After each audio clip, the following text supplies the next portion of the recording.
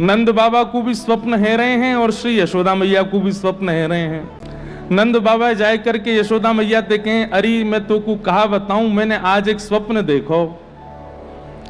यशोदा मैया कहें, कहा देखो? बोले मैंने ऐसो देखो कि एक नीलमणि जैसो बालक और पामन में नूपुर पहन करके ठुमुक ठुमुक करके हमारे अंगना में डोल रहे हो। ये ठाकुर जी के प्रकट होने से पूर्व अनुभव हो रहा है।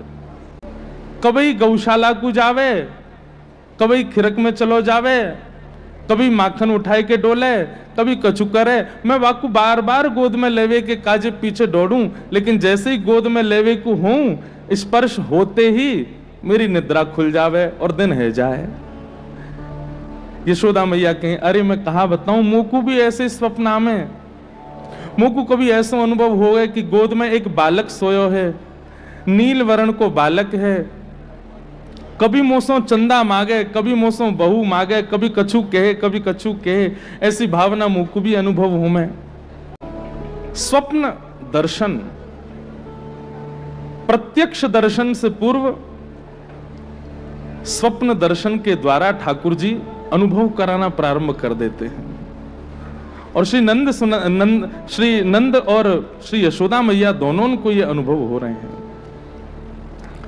पूरे ब्रजमंडल में हवा की तरह बात फैल गई कि नंद बाबा के लाला भयो है। सब अपने अपने घरन में आनंद कर रहे हैं। खूब उत्सव मनाए गए, 6 महीना तक उत्सव चलते ही रहे। नंद बाबा ने इतनो दान कियो कि वह दान की कछु गणना नहीं है। एक जगह तो ऐसा वर्णन है कि ब्राह्मण आए हैं और उन ब्राह्मणन को श्री नंद बाबा प्रकट रूप से दान नहीं कर रहे हैं, तो कहा कर रहे हैं, जैसे एक थाल में खूब सारे तिल को पहाड़ जैसो बनाए करके दे रहे हैं।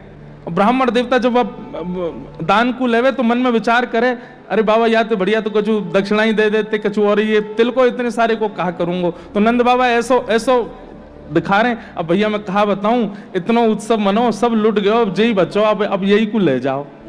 तो ब्राह्मण बड़े उदास हृदय से लेके जा रहे हैं। कोई कुछ चावल को पहाड़ बना के दे रहे हैं, कोई को ऐसी थाल सजा सजा करके दे रहे हैं, वहां में दाल चावल, कोई में तिल कछु ऐसी सामग्री बना बना के दे रहे हैं।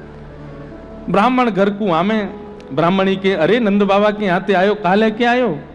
कहा बताएं, हम बड़े विलंब से पहुंचे, हमें तो यही मिलो है, दाल दिए चावल दिए पहाड़ बना बना के थालीन में, और कहा मिलेगा अब जो मिलो वह को स्वीकार करो, इनको जाके रसोई में व्यवस्थित कर लो। ब्राह्मणी जैसे ले जा करके उस थाल के सामग्री को रसोई में व्यवस्थित करने को पहुंचती है, तो बाहर से तो वो दाल के पहाड़ हैं, बाहर से तो वो तिल के पहाड़ जैसे बनाए हैं छोटे छोटे, लेकिन भीतर उनमें स्वर्ण है, भीतर उनमें रत्न है, भीतर उनमें मणिमाणिक हैं। नंद बाबा कहीं मेरो अति प्रकाश नहीं है जाए, या भाव से गुप्त गुप्त दान कर रहे हैं ब्राह्मणन को। और वे ब्राह्मण घर जाए करके ऐसे नेत्र सजल है कि वहीं से आशीष दे रहे हैं, अरे नंद बाबा आप तो प्रत्यक्ष रूप में कह रहे हैं कि हम तो सब लुट गए हो, लेकिन आप तो सब प्रदान कर रहे हैं। वास्तव में यहां नंद और श्री यशोदा जी की जो स्थिति है, इस स्थिति से यह अनुभव करना चाहिए कि ठाकुर जी जब जीवन में आएंगे तो हम कैसे हो जाएंगे। सबसे पहला, ठाकुर जी जाके जीवन में आएंगे, वाक्य चित्त में संग्रह की स्थिति नहीं रहेगी।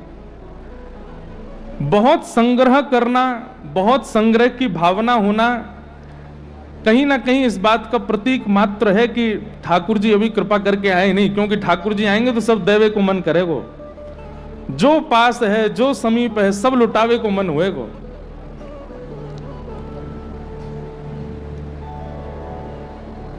हमारे संत चरण, हमारे पूज्य महाराज जी